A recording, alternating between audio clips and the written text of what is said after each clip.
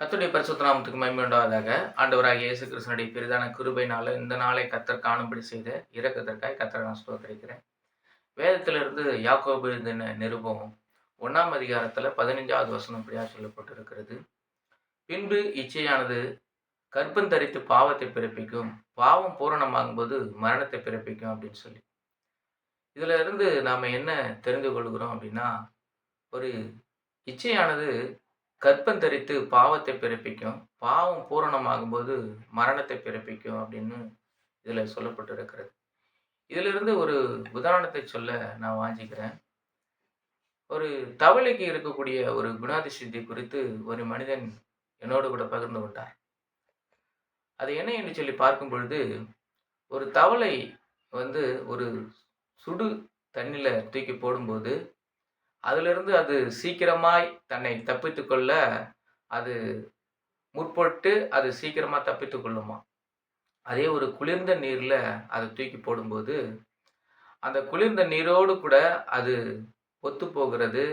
அந்த நீரு அதை கீழ நம்ம சூடாக்கும்போது, அந்த நீர்ல அது அந்த நீரோடு கூட அது ஒத்துப்போயி, அதிலிருந்து வருவதற்கு அதுக்கு மனம் இல்லாததுனால, அந்த சூடு நம்மள ஒன்றும் பண்ணாது அப்படின்னு சொல்லி அது தீர்மானித்து, அந்த நீரிலே ரொம்ப நேரம் இருக்குமாம். அந்த தண்ணி சூடாக, சூடாக, சூடாக அதிலிருந்து வருவதற்கு அது அது வந்து மனம் இல்லாததுனால, அதிலே இறந்து போகுமாம். இதிலிருந்து நாம என்ன தெரிந்து கொள்கிறோம் அப்படின்னா, பாவம் என்பது ஒவ்வொரு மனிதனையும் அப்படிதான் கொல்லக்கூடியதா இருக்கிறது. எப்படின்னா, அது வந்து ஸ்லோ பாய்சன் மாரி கொஞ்சம் கொஞ்சமா ஒரு மனிதனை கொல்லக்கூடியதா இருக்கிறதே தவிர, ஒரு பாவம் என்பது உடனே ஒரு மனிதனை கொல்லக்கூடியதா இல்ல.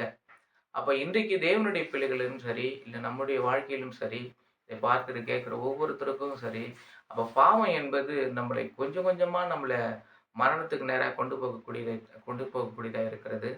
இதிலிருந்து ஆண்டவராகிய இயேசு கிறிஸ்து மனம் திருப்புவதற்காக தான், இந்த பாவத்திலிருந்து விடுதலை தருவதற்காக தான், இந்த மனித அவதாரம் எடுத்து இந்த பூமிக்கு வந்தார்.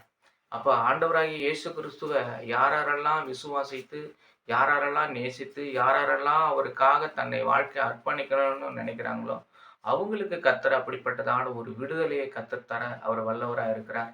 இந்த நாளில கர்த்தர் தாமே நம்மள இந்த பாவத்திலிருந்து கர்த்தர் மனம் திரும்ப, நாம கர்த்தருடைய சத்தியத்தின்படி வாழ்வதற்கு கர்த்தர் உதவி செய்யும்படியாய் கர்த்தரை நான் ஸ்தோத்தரிக்கிறேன். God bless you.